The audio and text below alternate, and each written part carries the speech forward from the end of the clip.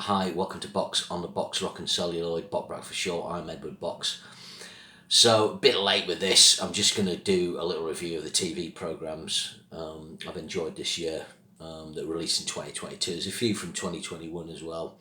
I know typically these things are done on other sites, usually the 1st of January or before the end of the year or very early into New Year. It's just I had a bit of time to have a think about it and work out what I'd seen.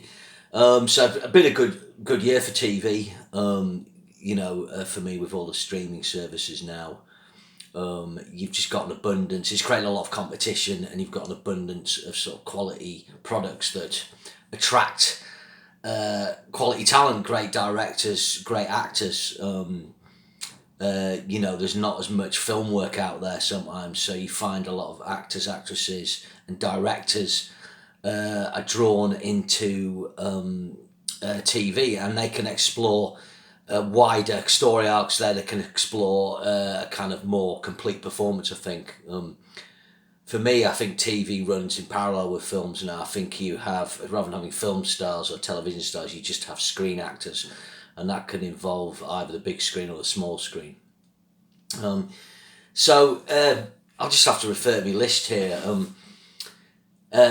Sort of bit of a mix. Kind of just looking at it, like one of the first things that sprung to mind that maybe enjoy is not the word, was the Jeffrey Dahmer drama Dahmer on Netflix. Ryan Murphy, always excellent Ryan Murphy. I thought, Christ, what's his name? The actor. It'll come to me. But he was absolutely brilliant. Evan, what's his face? He's brilliant. He's always good. He's always great in the Ryan Murphy stuff like American Horror Story. He's about one of the few good things in the more latter day X-Men films. I did have a bit of criticism of the story. It kind of had you in kind of Jeffrey's head, and it was kind of making you sympathetic to Jeffrey, and then later on it flipped. It maybe should have flipped a bit sooner, and you just saw how monstrous he was, really. But Evan Peters, there you go. He was obviously a stand-up performance. I think he won the Golden Globe the other night.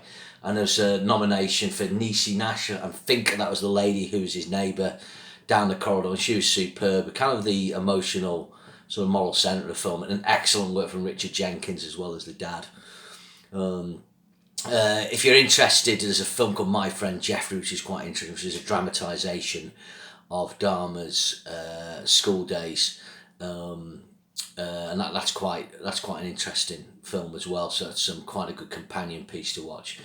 Then I watched Euphoria as well. We'd watched the first series and we watched the specials in lockdown. I wasn't as fussed this time.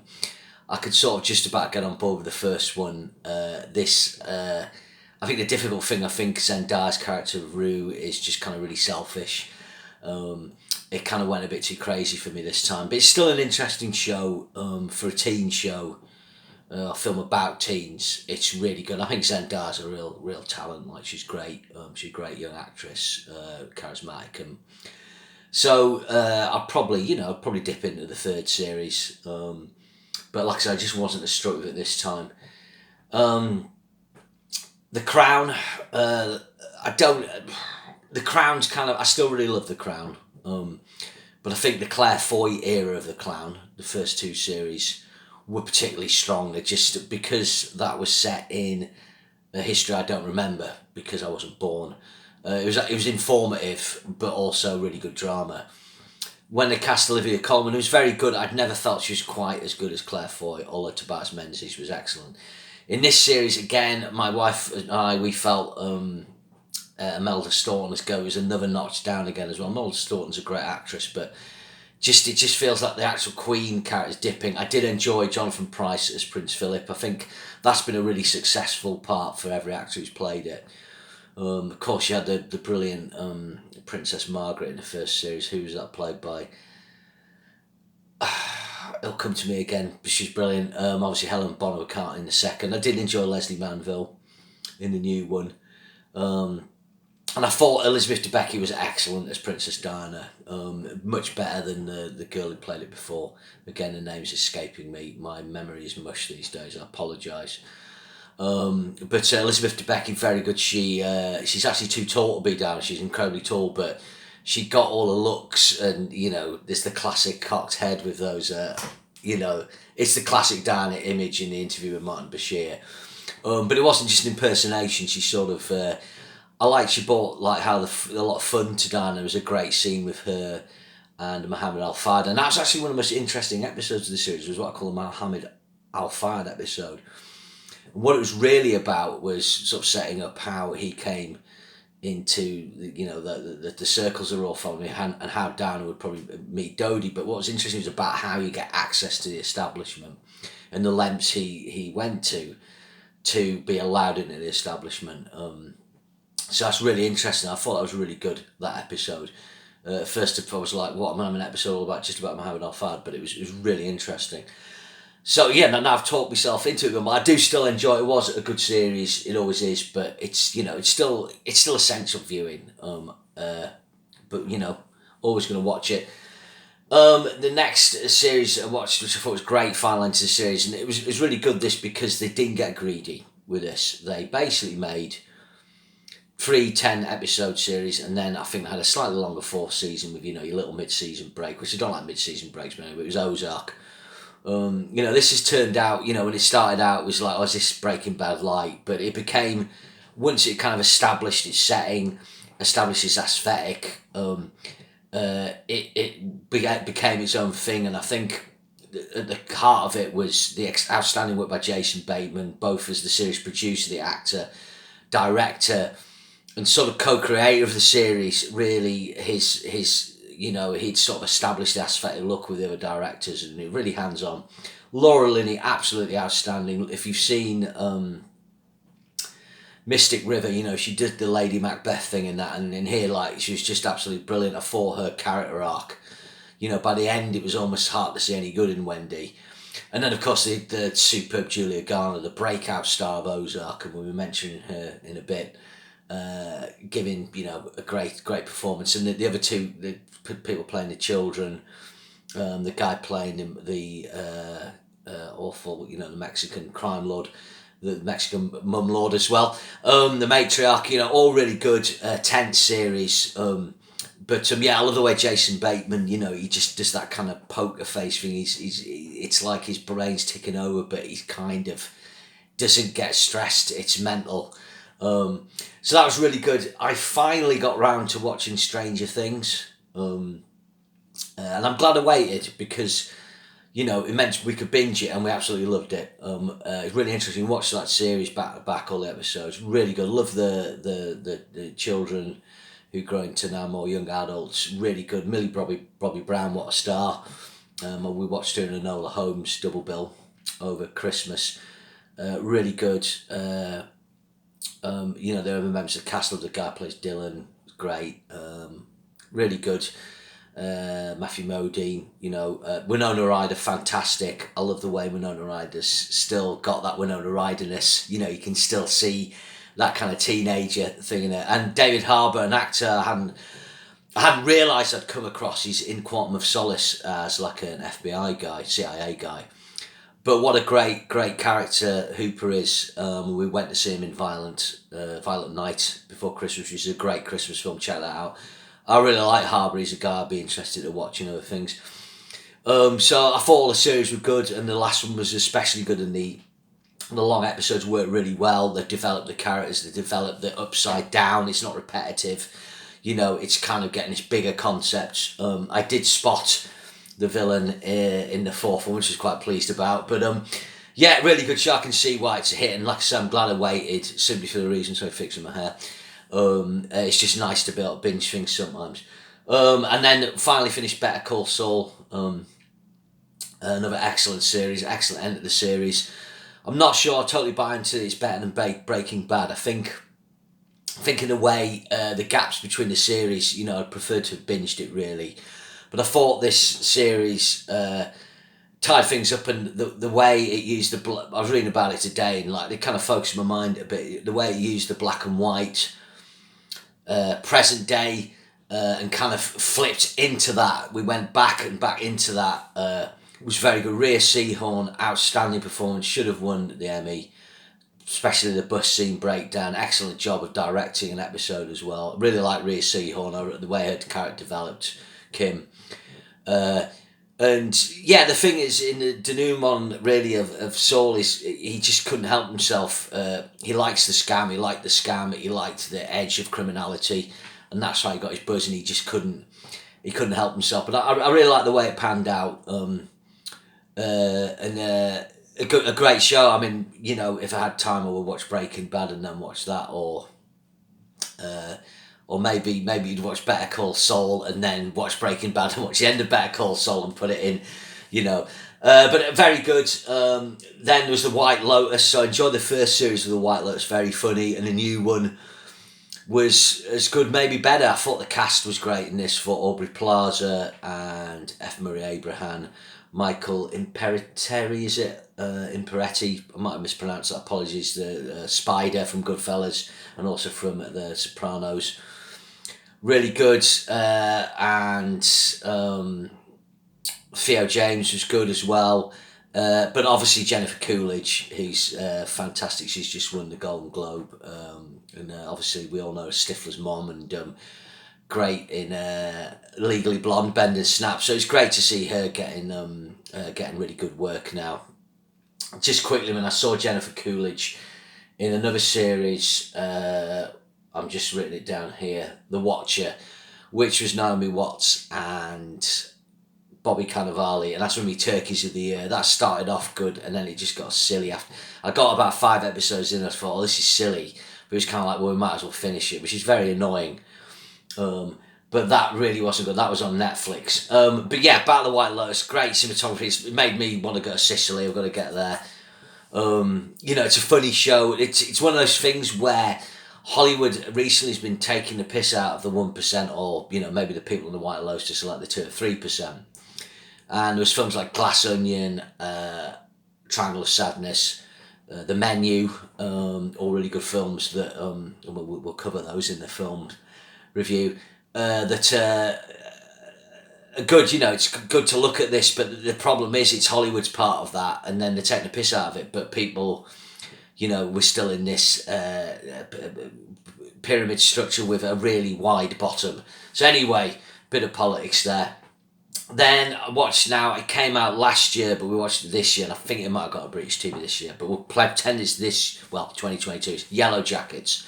So I read about this show, a mate had said he hadn't liked it, but we watched it, my wife and I, and we loved it. It was great. Juliette Lewis, Christina Ricci were great fun, but the standout role, and again I've forgotten the name, I didn't realise that she was from Heavenly Creatures, and she's in another film on Netflix, and the title escapes me, but it's really good. I Can't Live Like This Anymore, or something like that. And she's actually played the character of Shauna. So yeah, good fun, really fun show, and that's going to develop really interestingly, I think. But it's great seeing those 90s. It's kind of taking a leaf out of the Stranger Things, which took a 90s actress. I hate to use the word icon because I think there's overused. With Winona Ryder, and they've taken that with Juliette Lewis and Christina Ricci. So that's a fun show. That I think that's something. Yeah. You know, sometimes fun shows can be intense and send you places you don't think, and sometimes shows can have a fun aspect, and The White Lotus is like that, and so is Yellow Jackets. Then we watched a bit of House of Dragon. Finally got around to that. Again, I waited till all the episodes had dropped and we binged it. Okay, so it's not Game of Thrones at its peak. Game of Thrones, it doesn't have Game of Thrones humour, but A Visit to Westeros is always good. Love Matt Smith, Emma Darcy, very good, and I thought great to see Paddy Considine in a role worthy of his talents. Not that he doesn't do really good roles, but something meaty and big. You know, he was in Dead Man's Shoes, the great Shane Meadows film, and he had a crack at Hollywood with Cinderella Man, and it really didn't work out for him, and then he was kind of back on British TV, really good in the Born Identity, the last Born Identity film, well, the one before, the third one, and so on. So he's always been good work, but I thought he was great as the King, quite a complex character, had to age, and just a different role for him. Paddy Considine often tends to play sort of contemporary characters, contemporary working class characters, blue collar characters, But in this, he's playing the king. He's playing, an elite figure. Excellent.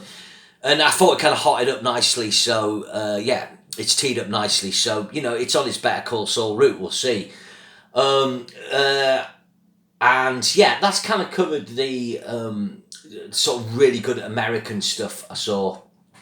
My top sort of those ones I've covered high. I've actually got a highlight on my page. That's probably my favourite things. And then the other thing is Top Boy. So the latest series Top Boy. Top Boy's such a good show. They've actually rebranded the original series from 10 years before on Netflix, and they're all worth watching. There's a British crime show showing the condition of housing estates in London and like how the system works, and really good twist at they're kind of copying Gomorrah a little bit. Gomorrah has, which I'll come to, has really good twists in that and the urban environment. Some great performances. Is the girl who plays it, Jax? She's amazing. You would not mess with her. Ashley Walters, Asher D, awesome. I forget the name of his mate, but really good. Just a really good show. So that was great. And yeah, that was just to mention Gomorrah. I think I watched that list of the final series, but I think I came out in 2021. If you've not seen Gomorrah, I've reviewed it on the site. It's a great show. Again, that didn't disappoint. It has an amazing, epic cast, that show. Great cinematography, great use of music, very Michael Mann's atmosphere. And, it's one of those film series where you just don't know where it's going to twist. That's been one of the best shows I've seen, It's got that quality. Okay, so some other shows we watched. There was Maid. That was actually from 2021. But by the time we watched it, I think we watched it last year. Maid's really good. If you haven't seen that, it's I forget the name of the actress, but she's the daughter of Andy McDowell. Andy McDowell's in the show. Really good. Really good look at sort of people on the breadline, blue collar life. Really enjoyed that. Another show which we actually watched this year, but it came out the tail end in 2021, but I'm not sure if we got it in the UK 2022, which got slagged, but actually enjoyed it, was 9 Perfect Strangers. So there's Nicole Kidman, running like a expensive retreat, again a bit 1%, 2%, 3%, and they go to it. It's clearly filmed in Australia, but it was supposed to be California, and it's a form of therapy. And she actually, I won't spoil it, but she starts microdosing them, which is quite interesting. If you read about microdosing, use that as a therapeutic treatment for like things like depression. And then the other one we watched, another American show, was The Staircase. I didn't enjoy this. It wasn't in my top ones, but that's Colin Firth. I had never bothered watching the Netflix documentary. I kind of went off like Making a Murderer. I just couldn't be arsed with it. But basically, because I didn't actually like the family who were accused. Even though he's innocent, they fucking pissed my hate to live next door to them. So I was just like, look, good luck. But I like Colin Firth in this, and Toni Collette. There was Sophie figuring out the X-Men. It wasn't a great show, but it kept me guessing, and it's kind of like we don't really know. I think I watched The Flight Attendant, not the new series, the first series. I kind of quite like that, but I haven't gone back to it. A show I did really enjoy, and I've probably nearly my top sort of 10 ones, was Inventing Anna. So the brilliant Julia Garner. I'd read about this story about the kind of fake heiress thing. Truth is stranger than fiction, and a really good show. Great acting from great accent, Anna Delvey. Just really good. Julia Garner is such a good actress. So that was another one. That's one of my best of the rest. There's a Spanish show called Elite I used to watch, but I've kind of gone off it. I think that's on its 5th or 6th season. So I haven't delved in much this year. I might go back to it, but it's set at a public school, private school in Spain, with scholarship pupils. The first 2 series were really good, but it kind of get repetitive.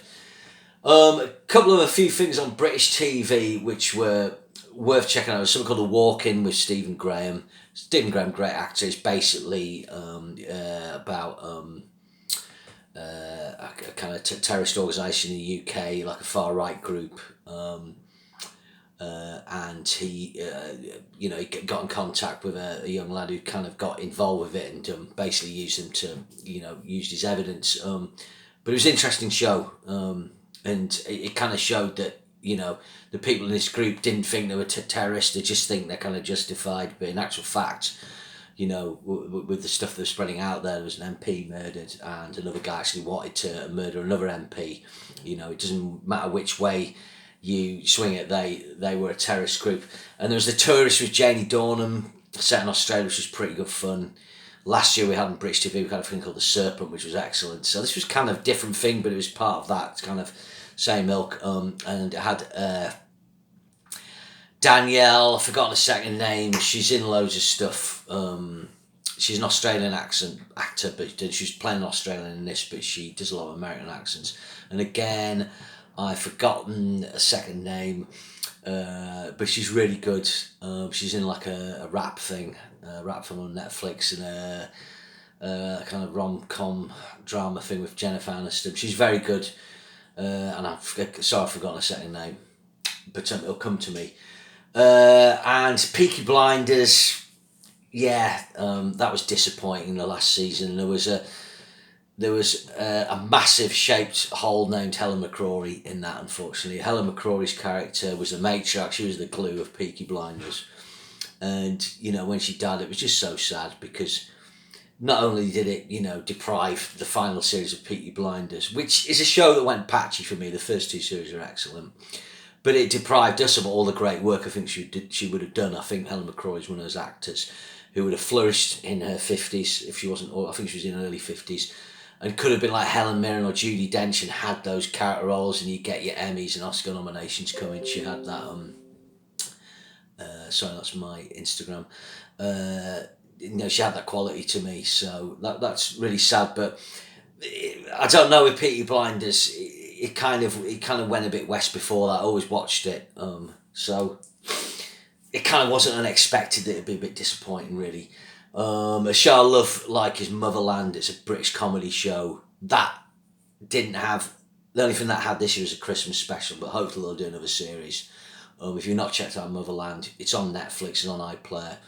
If you've not got kids, it doesn't matter. These Are Crap Parents is absolutely hilarious, and Anna Maxwell Martin is absolutely brilliant comic work in this. So a great example of a dramatic actress just doing brilliant comic work rather than casting a comedian. And yeah, and then The Outlaws, the series 2 of The Outlaws, I think it was the last one. So The Outlaws was a British show, and actually managed to get Christopher Walken in it. It was great, and Stephen Merchant wrote it. He was very funny in it. And the girl from Poldark who plays Demelza, Eleanor Tomlinson, that's it. A really fun show. It's basically about bunch of people that get, you know, they get prosecuted, they get charged and have to do community service and do up this youth club, and there's various shenanigans with drug dealers and stuff. It's a fun show, and it's great to see Chris. It's so bizarre to see Chris Walken on British TV, but you know, he bought into it totally. Walken was very funny, very Walken, and had quite a cool, touching storyline. So yeah, that's kind of like the British stuff. Finally, finally finished The Walking Dead. So what happened with The Walking Dead? You know, we started watching it on FX when it was on that, and then these times annoying mid-season breaks, and then, you know, you come back to it and you think, what the fuck happened at the first part of the season? So what happened was we signed up to Disney, and it had all 24 episodes of season 11. There's 177 episodes of The Walking Dead. We'll come to that. And you know, we've raced through. It was actually quite nice just to blast through. We actually got quite addicted to it. I felt this season it had its problems. There was the usual jumping forward, but they'd endeavoured to try and like pull it out of the hat and do something good that was focused. And I'd give it a 6-7 out of 10. So my history of The Walking Dead is like a lot of people. I thought the first series was brilliant. Frank Darabont, 6 episodes, awesome. Series 2, a lot of people criticised it, but they were trying to find, right, what do we do? Darabont had left because of budget cuts, and maybe what had happened, because it was kind of like a network type thing, it maybe had more episodes than he thought they should do, and we'll come to how I sort of see that. But the final sort of denouement at the end of episode 2 was fantastic, and that linked you into the best seasons, which were 3 and 4, which involved David Morris is the governor being in a prison, the flu out of the prison, and Andrew Lincoln's wife dying and so on. Season 5 was pretty good, was that one of the cannibals. And then the end of season 6 was when Negan appeared. 6 was still good. A lot of people didn't like when Negan bashed in Glenn.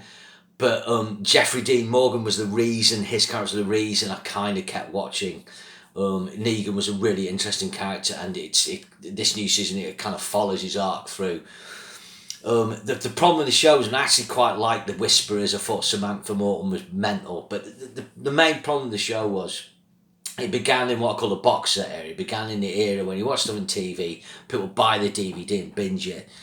And then after a few years, we went into the streaming era. A show like Breaking Bad started in the box set era. But the clever thing with Breaking Bad is they only did kind of, 10, I think there's only 55 episodes or something. So when streamers bought it up, it worked in the streaming thing, in the model.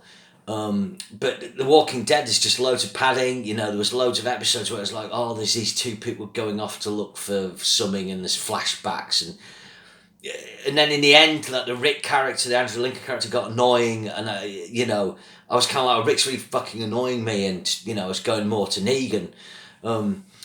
It was just padding. So the main issue was you had an 11 season show with 177 episodes. The episodes were 40 minutes because of ad breaks. If it was a streaming show, the episodes would have been an hour long or 55 minutes. You would have chopped off the padding, and you'd probably have a show that was like 10 episodes each season and was 6 or 7 seasons long.